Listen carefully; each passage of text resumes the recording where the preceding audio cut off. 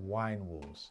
We get a considerable amount of inquiries for wine walls, which are a great way to store a large volume of wine over a wide space that doesn't have depth.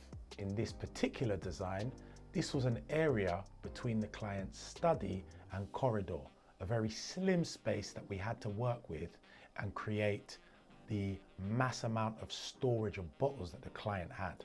So what we did with this display was build a stud wall that blocked off the existing corridor and created this very narrow display that was about 1.2 to 1.4 meters wide. The finishes we brought through from the client's study. So we had this molding to the joinery with a real 24 karat gold leaf finish. We used a stone backdrop that they used in the countertops within the study, and this brass theme that followed throughout. We were able to add the lovely horizontal bottles to brass rods, brass handles to the cabinetry. The client also had a requirement to store champagne bottles upright. So we designed this in the upper part of the cabinetry, running from the left, center, right wall, giving a nice symmetry across the display.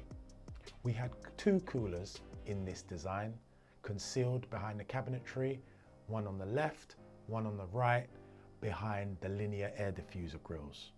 The large linear airflow grill sat at high level at the top of the center cabinetry, was the area where the return air was drawn back into the air void and then redistributed from the left and right coolers.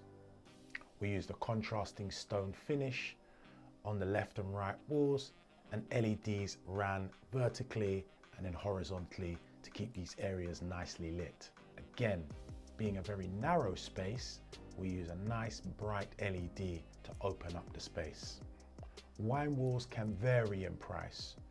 This one, for example, was a £90,000 plus VAT project in London, but you can have projects where maybe just the back wall is the main feature, and something like that starts from around the £30,000 plus VAT mark.